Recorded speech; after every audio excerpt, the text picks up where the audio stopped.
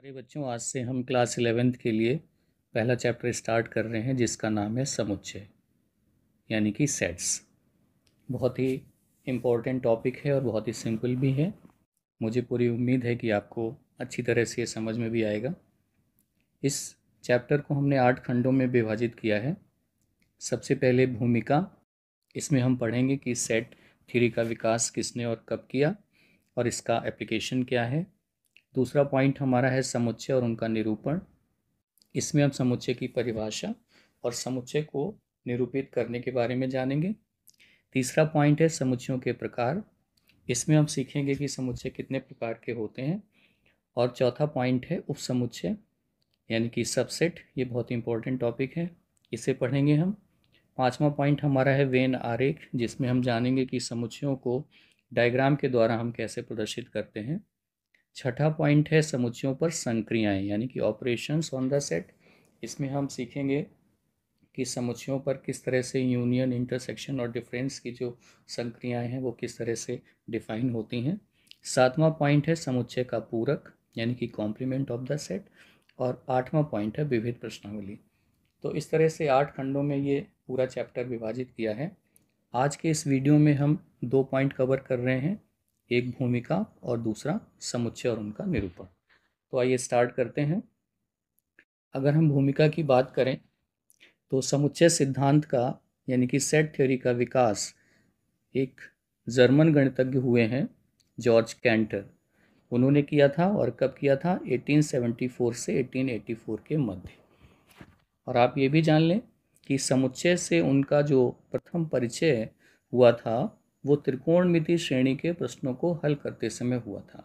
यानी कि वो त्रिकोणमिति श्रेणी के क्वेश्चन सॉल्व कर रहे थे, रिसर्च कर रहे थे, उस समय उनका पहला परिचय समुच्चय से हुआ। अगर हम समुच्चय के प्रयोग की बात करें तो समुच्चय समुच्चय का प्रयोग मुख्यतः संबंध एवं फलन को परिभाषित करने में। देखिए, आपका दूसरा चैप्टर है संबंध एवं फलन, 11th में भी है और 12th में भी है, तो इसमें हम सेट थ्योरी का इस्तेमाल करते हैं। इसके अलावा प्रोबेबिलिटी हमारा चैप्टर है, ये भी 11th और 12th दोनों ही क्लास में है, इसमें भी सेट थ्योरी का इस्तेमाल हुआ है। फिर ये है अनुक्रम यानी कि सीक्वेंस, ये 11th का आपका टॉपिक है, इसमें भी सेट थ्योरी का इस्तेमाल हुआ है। और फिर कैलकुलस, कैलकुलस में डिफरेंशियबिलिटी, कॉन्टिन्यूटी आदि में भी हम सेट का इस्तेमाल करते हैं। तो प्यारे बच्चों, ये अब ये जो तस्वीर आप देख रहे हैं ये जॉर्ज कैंटर की है, जो कि जर्मनी के गणितज्ञ हुए हैं और इनका जन्म 1845 में हुआ था। सेंट पीटर्सबर्ग, रूस में इनका जन्म हुआ था और इनकी मृत्यु सन 1918 में हुई थी। प्यारे बच्चों, इसके बाद हम बात करते हैं समुच्चय और उनका निरूपण। अगर समुच्चय की परिभाषा की बात करें तो बहुत ही सिंपल डेफिनेशन है, वस्तुओं के सुपरिभाषित यानी कि वेल डिफाइंड संग्रह यानी कि कलेक्शन को समुच्चय कहते हैं। यानी कि समुच्चय क्या है? वस्तुओं का संग्रह है, और ये संग्रह कैसा होना चाहिए? Well defined.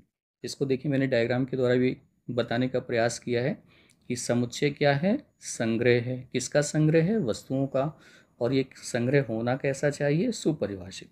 यानी कि अगर संग्रह सुपरिभाषित नहीं है तो हम उसे सेट नहीं कहेंगे।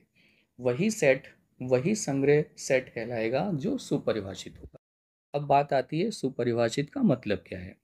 तो देखिए, नोट में मैंने लिखा है कि सुपरिभाषित का अर्थ है कि संग्रह में कौन सी वस्तु लेनी है और कौन सी नहीं लेनी है, यह स्पष्ट होना चाहिए, और यह व्यक्ति अथवा स्थान के आधार पर बदलना नहीं चाहिए।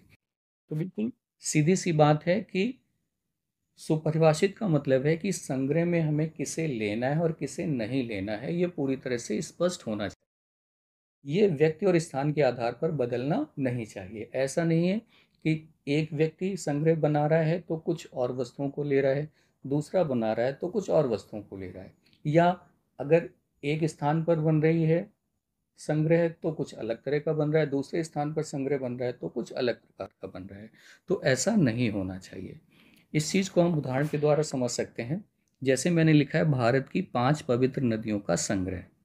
अब ये संग्रह देखिए सुपरिभाषित है कि नहीं, इससे हम लोग चेक करते हैं। अगर हम भारत की 5 पवित्र नदियों का संग्रह बनाए तो ये 5 नदियाँ अलग अलग हो सकती हैं। जैसे मैंने गंगा, यमुना, सरस्वती, कृष्णा और कावेरी, ये 5 नदियाँ ले ली।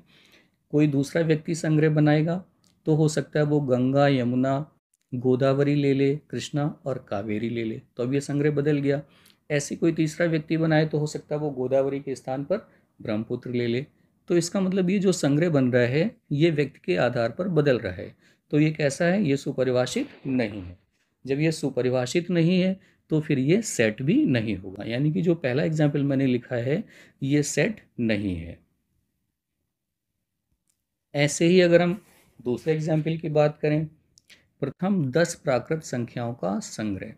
अगर हम प्रथम 10 प्राकृत संख्याओं का संग्रह लिखें तो देखिए इसमें हम इसको कोई भी बनाएगा यही नंबर आएंगे 1 2 3 4 5 6 7 8 9 और 10। ये प्रथम 10 प्राकृत संख्या यानी कि नेचुरल नंबर है। अब ये कोई भी लिखे यही रिजल्ट आना है, यानी कि ये संग्रह बदलेगा नहीं, ना तो स्थान के आधार पर बदलेगा ना ही व्यक्ति के आधार पर बदलेगा। इसमें हमें पता है कि इस संग्रह में हमें किसे लेना और किसे नहीं लेना, जबकि नदियों के केस में स्पष्ट नहीं था कि किस नदी को लेना है किसको नहीं लेना। यहाँ पर ये स्पष्ट है। इसका मतलब ये जो संग्रह है ये सुपरिभाषित है, इसलिए ये जो उदाहरण है ये सेट का उदाहरण है। इसके बाद देखिए भारत के 5 महान कवियों का संग्रह। अब किन कवियों को आप महान कहेंगे ये स्पष्ट नहीं है। मान लो मैंने तुलसीदास, सूरदास, मीराबाई, रहीमदास, कबीर, ये 5 कवि ले लिए। किसी और ने और को मैंने बोला कि बताओ भारत के 5 महान कवि कौन हैं, तो वो कोई और आंसर दे सकता है। इसका मतलब ये व्यक्ति और स्थान पर निर्भर करेगा, ये फिक्स नहीं है कि किस कवि को लेना है किसको नहीं लेना है। तो इसका मतलब ये वाला संग्रह भी हमारा सुपरिभाषित नहीं है। ये संग्रह हमारा सुपरिभाषित नहीं है, और जब ये सुपरिभाषित नहीं है इसका मतलब ये भी सेट का एग्जाम्पल नहीं होगा। इसके बाद हमारा है अंग्रेजी वर्णमाला के सभी अक्षरों का संग्रह। अब यहाँ देखिए बिल्कुल क्लियर हो गया कि हमें अंग्रेजी वर्णमाला के सभी अक्षर लेने हैं। इसका मतलब A B C से स्टार्ट करते हुए Z तक जो हमारे 26 लेटर्स हैं ये सभी लेने हैं। तो ये संग्रह आप किसी को भी बनाने को देंगे यही बन के आएगा, बदलेगा नहीं। तो ये संग्रह भी हमारा कैसा है, सुपरिभाषित हुआ, इसलिए ये भी सेट का एग्जाम्पल हो गया। इसके बाद 5वां एग्जाम्पल है कक्षा के 4 अच्छे छात्रों का संग्रह। अब ये अच्छे छात्र वेल डिफाइंड नहीं है। क्यों नहीं है? क्योंकि अच्छे की परिभाषा हर व्यक्ति अलग हो सकती है। कोई बच्चा पढ़ने में अच्छा है, कोई अनुशासन में अच्छा है, कोई खेलकूद में अच्छा है। तो अगर आप 4 अच्छे छात्रों का संग्रह बनाएंगे तो सबके आंसर अलग अलग आएंगे। तो इसका मतलब ये वाला संग्रह भी सुपरिभाषित नहीं है। क्यों? किस बच्चे को लेना है किसे नहीं लेना है ये स्पष्ट नहीं है। तो ये सुपरिभाषित न होने की वजह से, चूंकि ये सुपरिभाषित नहीं है, इसलिए ये भी सेट का उदाहरण नहीं है। तो इस तरह से आपने देखा ये जो 5 उदाहरण मैंने लिखे हैं इसमें केवल दूसरा उदाहरण और चौथा उदाहरण ही सुपरिभाषित है और वही सेट है, और बाकी के 3 एग्जाम्पल सुपरिभाषित नहीं है। इसका मतलब वो सेट नहीं है। तो इस तरह से अब मुझे उम्मीद है आपको समझ में आ गया होगा कि सेट क्या है। सेट जो है वो संग्रह है। किसका संग्रह है? वस्तुओं का संग्रह है। और ये संग्रह कैसा होना चाहिए? ये संग्रह होना चाहिए सुपरिभाषित, तभी हम इसको सेट कहेंगे। इसके बाद बच्चों बात आती है समुच्चयों का निरूपण, रिप्रेजेंटेशन ऑफ सेट्स।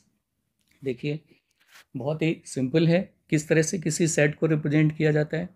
सेट को रिप्रेजेंट करने के लिए करली ब्रैकेट्स का इस्तेमाल होता है। करली ब्रैकेट जिनको हम मंझले कोष्ठक कहते हैं, इस तरह से बनाते हैं ना, ये करली ब्रैकेट्स हो गए।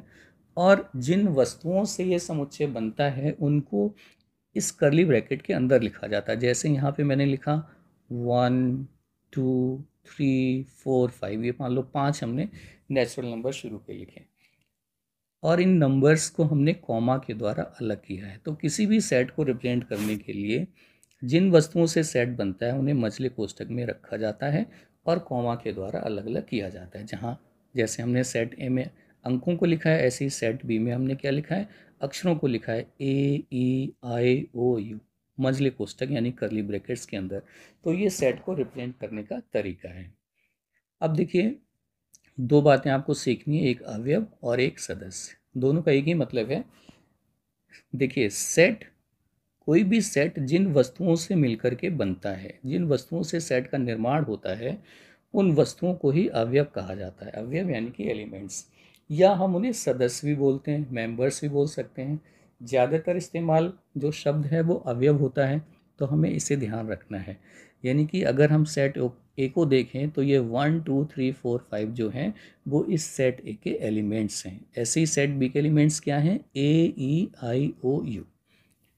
अब बात आती है कि यदि कोई अवयव किसी समुच्चय में है तो इसे ग्रीक अक्षर एप्सिलॉन से प्रदर्शित करते हैं। देखिए ये सिंबल देखिए, अगर कोई एलिमेंट किसी सेट में है तो इस सिंबल का इस्तेमाल होता है, जिसका मतलब होता है बिलोंग्स टू। और अगर कोई अवयव किसी समुच्चय में नहीं है तो इसे क्रॉस कर देते हैं। तो कैसे करते हैं? इस तरह से एप्सिलॉन बनाएंगे और फिर इसे क्रॉस कर देंगे। इसको पढ़ा जाएगा डज नॉट बिलोंग टू, इसको ये पढ़ेंगे। अब इसको उदाहरण के द्वारा समझते हैं। जैसे आप सेट ए को देखिए, इसमें 3 जो है 3, ये इस सेट के अंदर है, तो हमने लिखा 3 और यहाँ ए लिखा और बीच में कौन सा सिंबल लगाया? ये वाला सिंबल लगाया। यानी कि इसको पढ़ेंगे 3 बिलोंग्स टू ए। इसका मतलब जो अवयव 3 है वो सेट ए के अंदर है। दूसरा उदाहरण देखिए, 6 does not belong to A. Does not क्यों आया? क्योंकि जो 6 है वो सेट ए के अंदर नहीं है, इसलिए यहाँ पर ये वाला सिंबल लगा है। इसी तरह से अगला उदाहरण देखिए, E belongs to B. B set को देखें तो इसके अंदर ई है, इसलिए बिलोंग्स टू का सिंबल आया है। और अगर सी की बात करें तो सी जो है वो बी के अंदर नहीं है, इसलिए डज नॉट बिलोंग टू का आया है।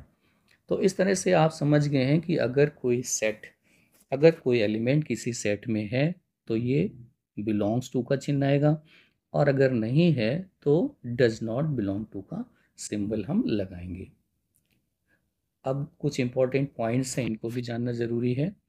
देखिए, समुच्चयों को प्रायः अंग्रेजी वर्णमाला के कैपिटल लेटर्स, ध्यान रखें कैपिटल लेटर जैसे A B S X Y से प्रदर्शित किया जाता है। यानी किसी सेट को जब हम डिनोट करते हैं तो प्रायः कैपिटल लेटर्स का इस्तेमाल करते हैं, जैसे ए है, बी है, एस है, एक्स है या वाई।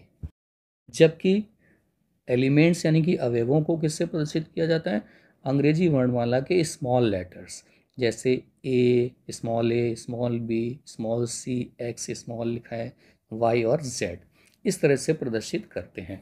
ये कोई हार्ड एंड फास्ट रूल नहीं, लेकिन ये एक परंपरा है कि सेट को कैपिटल लेटर से रिप्रेजेंट करते हैं और एलिमेंट्स को स्मॉल लेटर से रिप्रेजेंट करते हैं। अब देखिए जो तीसरा पॉइंट है बहुत इंपॉर्टेंट है कि समुच्चय लिखते समय अवयवों का क्रम यानी कि ऑर्डर महत्वपूर्ण नहीं होता है।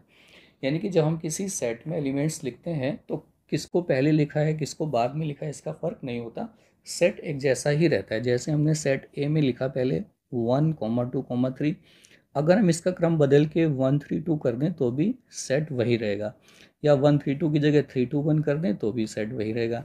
यानी कि क्रम महत्वपूर्ण नहीं होता है। चौथा पॉइंट देखिए, ये भी इम्पोर्टेंट है कि समुच्चय लिखते समय किसी अवयव को रिपीट नहीं किया जाता। यानी कि एक ही वस्तु या एक ही एलिमेंट सेट के अंदर बार बार नहीं लिखा जाता। जैसे मान लो मैंने यहाँ 1 और 1 2 बार लिख दिया, तो इसको एक ही बार लिखना है। 1, 1, 2, 3 का मतलब है सिंपली 1, 2, 3। ऐसे ही यहाँ पर देखो मैंने set x is equal to लिखा है ए, ए को ही 4 बार लिख दिया है, तो 4 बार लिखने का कोई मतलब नहीं, इसको हमें एक ही बार लिखना है और ये सेट सिंपली ये है। इसके बाद 5वां पॉइंट है, किसी समुच्चय ए में अवयवों की संख्या को एन ए से प्रदर्शित किया जाता है। एन ए, ये सिंबल आपको ध्यान रखना है, नोटेशन बल्कि एन फिर ब्रैकेट और ए, इसका मतलब है number of elements in the set A. N A का मतलब क्या है? Number of elements in the set A, यानी कि समुच्चय ए में अवयवों की संख्या। किसी समुच्चय में कितने अवयव हैं उसको एन ए से डिनोट किया जाता है। एग्जाम्पल के तौर पे देखो, यदि ए बराबर एक्स वाई जेड है, 3 एलिमेंट्स हैं इसमें एक्स वाई जेड, तो इसके लिए एन ए का की वैल्यू कितनी हो जाएगी 3। ऐसे ही बी में है AEIOU, ये 5 एलिमेंट हैं, तो NB की वैल्यू कितनी होगी 5। अब बात आती है कुछ इंपॉर्टेंट सेट्स जिनके नोटेशंस आपको पता होने चाहिए। इसमें सबसे पहले हम लेते हैं N। देखिए कैपिटल N बना है। ये जो N है ये किस सेट को रिप्रेजेंट करता है? प्राकृत संख्याओं का समुच्चय। प्राकृत संख्या यानी कि सेट ऑफ नेचुरल नंबर्स। ये आपको पता भी होना चाहिए नेचुरल नंबर्स का सेट जो N है इसमें क्या क्या होता है। नेचुरल नंबर्स क्या है? 1 2 3 और डैश डैश डैश, ये इनफाइनाइट तक जाएंगी। ये काउंटिंग नंबर्स भी कहलाते हैं। 1 2 3 से लेके अनंत तक की संख्याएं, ये हमारी नेचुरल नंबर हो गए। फिर W आया, पूर्ण संख्याओं का समुच्चय, सेट ऑफ होल नंबर्स। इसमें क्या होता है? W में जो नेचुरल नंबर्स हैं वो तो हैं सारे, ज़ीरो और इंक्लूड हो जाता है, तो 0 1 2 3 से लेके डैश डैश कर दीजिएगा, तो ये हमारा W बन गया, यानी कि सेट ऑफ होल नंबर्स। ये भी इनफाइनाइट तक जाएगा। इसके बाद आता है Z, पूर्णांक संख्याओं का समुच्चय यानी कि सेट ऑफ इंटीजर्स। ये भी इम्पोर्टेंट है। पूर्णांक संख्या क्या होती है? ये माइनस इनफाइनाइट से प्लस इनफाइनाइट तक जाएंगी, यानी कि इसमें नेगेटिव नंबर्स भी आ जाते हैं। किस तरह से? -3 -2 1, फिर 0 1 2 3, और ये भी कहाँ? प्लस इनफाइनाइट तक। देखिए ये दोनों सिरे खुले हुए हैं, इधर माइनस इनफाइनाइट तक जाएगा और इधर प्लस इनफाइनाइट तक जाएगा। ये हमारा Z हो गया। फिर आता है Q। Q होता है परिमेय संख्याओं का समुच्चय, यानी कि सेट ऑफ रैशनल नंबर्स। देखिए आपने पढ़ाई होगा 9 10th में, रैशनल नंबर्स क्या होते हैं? रैशनल नंबर ऐसे नंबर जिनको हम P/Q के फॉर्म में लिख सकते हैं, जहाँ P और Q हमारे क्या होते हैं? इंटीजर्स हैं, और Q 0 के बराबर नहीं है, तो ऐसे नंबर्स कहलाते हैं हमारे क्या? रैशनल या परिमेय संख्याएं। तो इनका जो सेट होता है वो Q से रिप्रेजेंट किया जाता है। इसके बाद आता है T। T जो है वो अपरिमेय संख्याओं का समुच्चय, यानी कि इरेशनल नंबर का सेट है। इरेशनल नंबर क्या होते हैं? ऐसे नंबर जो रैशनल नहीं है, यानी कि ऐसी संख्याएं जो परिमेय नहीं है उन्हें हम अपरिमेय संख्याएं कहते हैं, और इसका सेट टी से रिप्रेजेंट होता है। और फिर आता है आर, यानी कि वास्तविक संख्याओं का समुच्चय। तो जो हमारी परिमेय संख्याएं हैं यानी कि क्यू, जो हमारी अपरिमेय संख्याएं यानी कि टी, इन दोनों को अगर मिला दिया जाए यानी कि इनका यूनियन ले लिया जाए, तो जो सेट बनता है वो सेट ऑफ रियल नंबर्स कहलाता है। यानी कि रियल नंबर के सेट में परिमेय संख्याएं भी सारी आ जाती हैं और अपरिमेय संख्याएं भी सारी आ जाती हैं, तो ये सेट हमारा हो गया आर। तो ये आपको ध्यान रखना है। इसके अलावा ये भी जानना है कि बहुत बार इस तरह से भी लिख दिया जाता है कि आर बनाया और उसके नीचे इस तरह से 0 लिख दिया, तो ये सेट जो है ये भी वास्तविक संख्याओं का समुच्चय है, लेकिन ये अशून्य वास्तविक संख्याओं का समुच्चय है, यानी कि 0 को छोड़ करके जितनी भी वास्तविक संख्या है वो इस सेट में है। या जैसे हमने लिख दिया यहाँ आर और यहाँ प्लस बना दिया, इसका मतलब ये धन वास्तविक संख्याओं का समुच्चय हो गया। या जैसे मैंने इधर आर लिखा, इधर माइनस लिख दिया, तो ये ऋण वास्तविक संख्याओं का समुच्चय हो गया। या जैसे मैंने इधर क्यू लिखा और इधर प्लस बना दिया, तो ये धन परिमेय संख्याओं का समुच्चय हो गया। तो ये नोटेशंस हैं जिनको आपको ध्यान रखना है और ये आगे हमारे काम आएंगे। इसके बाद हम लोग आते हैं समुच्चयों को निरूपित करने के प्रकार। समुच्चय को जो अभी हमने निरूपित करने का तरीका बताया, तो किस किस तरह से निरूपित कर सकते हैं? तो दो बहुत ही इम्पॉर्टेंट विधियां हैं। पहली विधि है रोस्टर विधि और दूसरी विधि है समुच्चय निर्माण विधि। रोस्टर या समुच्चय निर्माण को इंग्लिश बोलते हैं सेट बिल्डर। अब रोस्टर का ही एक और नाम भी है सारणी विधि, टेबुलर मेथड जिसे बोलेंगे। और ऐसे ही समुच्चय निर्माण जो विधि है उसको हम गुण विधि भी बोलते हैं या प्रॉपर्टी मेथड इंग्लिश में। तो ये दोनों विधियां जाननी भी बहुत ज़रूरी हैं, क्योंकि जो आपकी एक्सरसाइज 1.1 है उसमें बहुत सारे क्वेश्चंस इसी पर बेस्ड हैं। तो आइए देखते हैं रोस्टर या सारणी विधि। इस विधि में समुच्चय के सभी अवयवों को सूचीबद्ध किया जाता है और अवयवों को पृथक करने हेतु कॉमा का प्रयोग किया जाता है। यानी कि इसमें क्या होता है, करली ब्रैकेट के अंदर उस सेट के जितने भी एलिमेंट्स हैं उन सबको एक एक करके लिखा जाता है। सारे एलिमेंट्स आपको स्पष्ट दिखाई देंगे और उनको कॉमा लगा करके हम अलग करते हैं। जैसे यहाँ पर मैंने 4 उदाहरण दिए, सेट ए देखिए मैंने लिखा है 1 3 5 7 9 और फिर हमने 3 डॉट लगा दिए, इसका मतलब इनफाइनाइट तक जाएगा। तो आप देखिए सारे एलिमेंट्स एक एक करके आपको दिखाई दे रहे हैं। ऐसे ही सेट बी को देखिए, इसमें मैंने लिखा ए ई आई ओ यू, तो ये 5 अक्षर हैं वो हमें दिखाई दे रहे हैं। इसी तरह से सी में देखिए सारे एलिमेंट्स हमें दिखाई दे रहे हैं, और ऐसे ही डी में भी। तो ये जो सेट लिखने का तरीका है यही कहलाता है रोस्टर मेथड, जिसमें सभी एलिमेंट्स हमें दिखाई देते हैं, सारे एलिमेंट्स को सूचीबद्ध किया जाता है और कॉमा के द्वारा हम अलग करते हैं। इसके बाद हमारा आता है समुच्चय निर्माण या गुण विधि। समुच्चय निर्माण में क्या होता है?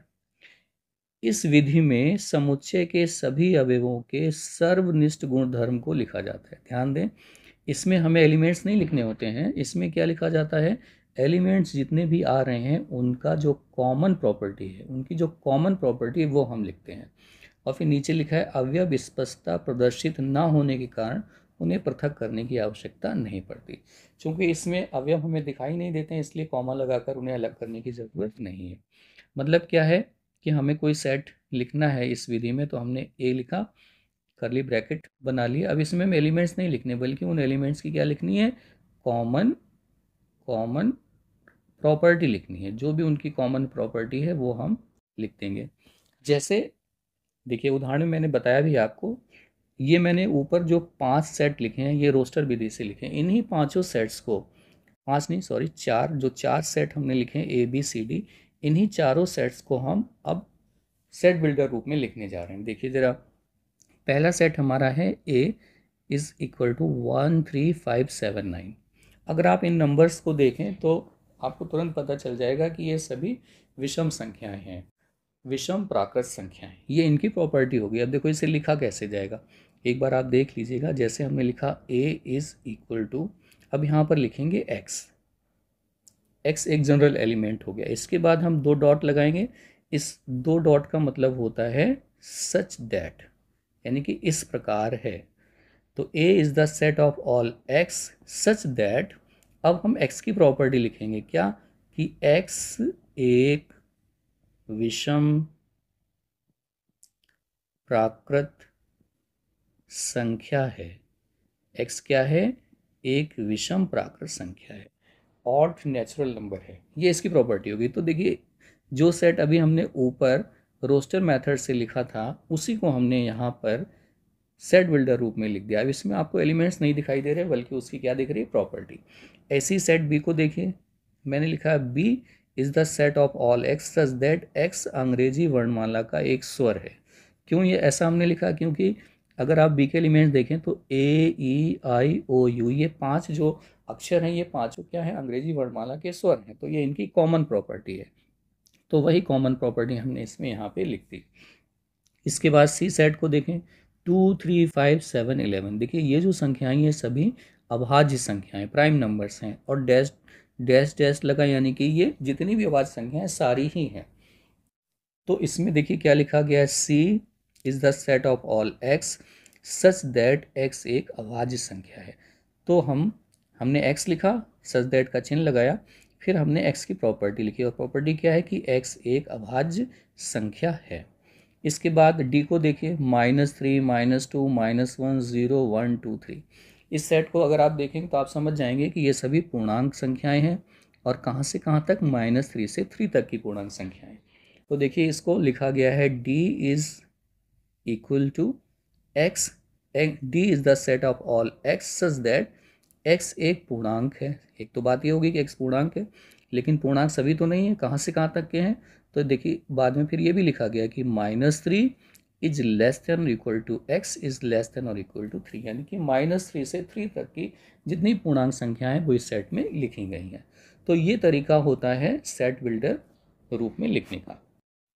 एक एग्जाम्पल मैं आपको और ही बताता हूँ। मान लो आपको एक सेट दिया जाए ई, और इसमें दिया जाए 1 4 9 और 16।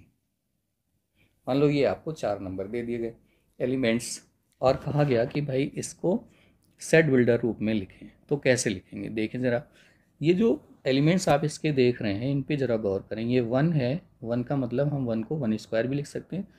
4 का मतलब क्या है? 2 का स्क्वायर। 9 का मतलब क्या है? 3 का स्क्वायर। और 16 का मतलब क्या है, 4 का स्क्वायर। यानी कि ये जो एलिमेंट्स लिखे गए हैं ये किसी ना किसी नंबर के स्क्वायर हैं, तो सभी में स्क्वायर आ रहा है, तो ये ध्यान रखना है। और जो नंबर हैं वो क्या, 1 2 3 और 4 है। इसका मतलब इसको अगर सेट बिल्डर रूप में लिखें तो कैसे लिखेंगे, E is the set of all x such that x is equal to n square. अब हमने x को किस रूप का लिखा है, एन स्क्वायर, क्योंकि ये जो भी नंबर हैं वो स्क्वायर के रूप के हैं, तो एन स्क्वायर लिखा। अब ये n क्या है, n है 1 2 3 4, यानी कि ये नेचुरल नंबर है, तो लिखेंगे n belongs to n। Capital N का मतलब क्या है, नेचुरल नंबर। चलो नेचुरल नंबर भी हो गया। अब ये n कहाँ से कहाँ तक ये भी लिखना है। n की वैल्यू वेरी कर रही है 1 2 3 4, ये 4 नेचुरल नंबर लिए गए, तो आपको लिखना होगा 1 इज लेस देन और equal to n is less than equal to 4। यानी कि हमें ये भी बताना होगा कि जो नेचुरल नंबर आप ले रहे हैं स्मॉल n, ये कहाँ से कहाँ तक है, तो ये 1 से लेके 4 तक है। तो ये जो सेट लिखा गया है ये रोस्टर मेथड से लिखा गया है, ये जो लिखा गया है ये सेट बिल्डर रूप से लिखा गया है। तो मैं आशा करता हूँ कि ये रिप्रेजेंटेशन का जो तरीका है सेट का, ये आपको समझ में आ गया होगा। अब इस वीडियो में आपको जो भी बताया गया है सेट का, एक तरह से बेसिक जानकारी दी गई है, ये अगर आप समझ लेते हैं, सीख लेते हैं, तो जो आपकी एक्सरसाइज 1.1 है उसे आप बहुत अच्छी तरह से कर लेंगे। तो मेरा आपसे बस यही निवेदन है कि इस वीडियो को आप बहुत ध्यान से देखें। एक बार में अगर कोई बात समझ में नहीं आती तो 2 बार देखें। जब सारे कॉन्सेप्ट आपके क्लियर हो जाएं, इसके पश्चात हम लोग एक्सरसाइज 1.1 करेंगे। तो हमारा जो नेक्स्ट वीडियो हमारा जो होगा उसमें हम एक्सरसाइज 1.1 को कवर करेंगे। तब तक आप इस वीडियो को देख के अपने सारे कॉन्सेप्ट क्लियर कर लें। और साथ ही जो कुछ आज इस वीडियो में आपको पढ़ाया गया है, सिखाया गया है, उसकी अगर आपको पीडीएफ चाहिए है तो उस पीडीएफ को डाउनलोड करने का लिंक जो है वो डिस्क्रिप्शन में दिया गया है। एक टेलीग्राम ग्रुप है, उस टेलीग्राम ग्रुप को आप ज्वाइन कर लेंगे और वहीं पर आपको सारी पीडीएफ और वीडियो अवेलेबल होते रहेंगे। वीडियो देखने के लिए बहुत बहुत धन्यवाद। Thank you very much.